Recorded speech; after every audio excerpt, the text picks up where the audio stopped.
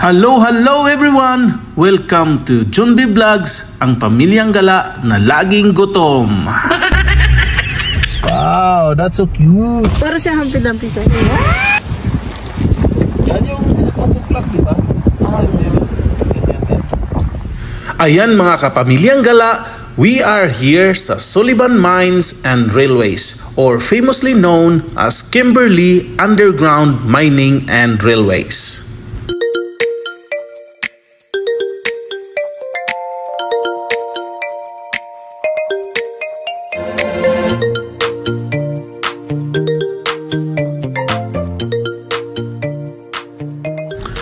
So ayan mga kapamilyang gala, let's go have a quick look around of the area.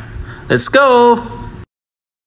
Right here is the map of the Kimberley Underground Mining Railway. There are two rides that you can choose from. The express train ride, that is $20 for a single ticket and $50 for a family of 4. And this will take an hour for the whole ride. And the mining tours cost a single ticket for $40 and $110 for a family of 4. And the tour will take 2 hours for the whole ride. But unfortunately guys, we came at a not so good timing as they are still closed for the season. Ayan, may mga nest pa kasi sarado sila for the season. May mga ibon ng nakatira. So ayan mga kapamilyang gala, if you would like to come here, please make sure to check their website before coming. Check the days and time that they are open. Quick facts mga kapamilyang gala. This is what a Canadian Pacific train cars look like. And also mga kapamilyang gala, Kimberley is located southeast of British Columbia, Canada. And in 1896, it was named after the Kimberley Mine in South Africa. And for 84 years, the Sullivan Mine was the home to the world's largest lead zinc mine from 1917 to 2001. And this is what the mine carts look like. It is underground mine way of transport. It can even carry huge boulders. Di nga ba to? Saglit lang Ate Narda, minimina pa!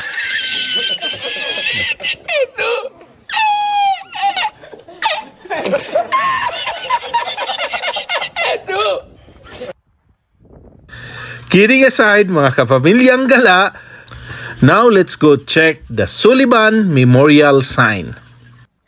This sign was relocated from the reclaimed Sullivan Mines No. 1 shaft waste rock dump to allow the public to view and reflect on this memorial to all employees, contractors, and emergency responders who lost their lives while assisting or working at Kimberley operations. The Kimberley operations included water systems, rail transport corridors, power and communication lines, and various other structures and services throughout the city of Kimberley. Over almost 100 years of operation, various tragic events resulted in the deaths of 88 individuals.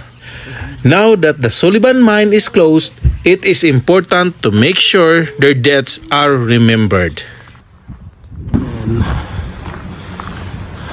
Log cabin. I do not know what's inside. It's just like a school. The Jim Davis Way, 1988. Wow. It's a North Star school. And this one is an Orpheum Theater. Sullivan Mine Interpretive Center. Wow. Ayan mga kapamilyang gala, please meet Hans, the famous Kimberley Bavarian mascot. Ayan, cheers! Cheers, Hans, and to the Sullivan Mine. Cheers guys, cheers. So unfortunately sarado sila ngayon. They are closed for the season. So not sure what when are they going to open. So yeah. Okay.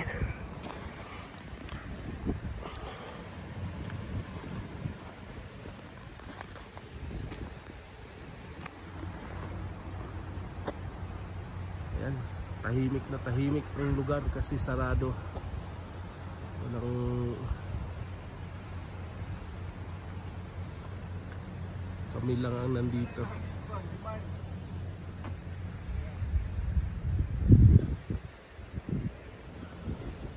So ayun guys, thank you so much guys for watching.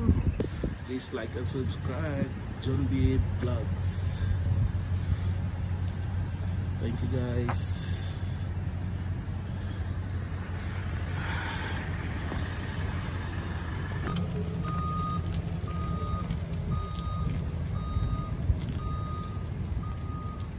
Ano yung mga bato na Yan yung mga kinuha nila galing sa ano na? sa mina.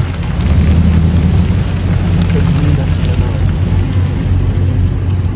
Oh, ikot tayo. Doon tayo. Saan?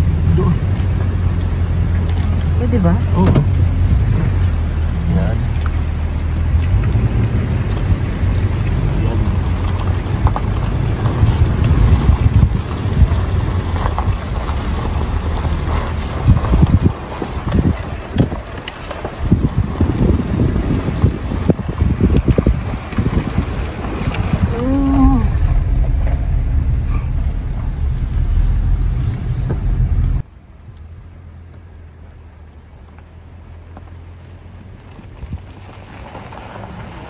But they are closed right now.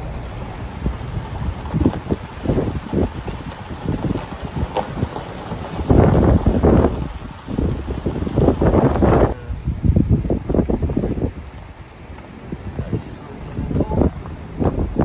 Going home.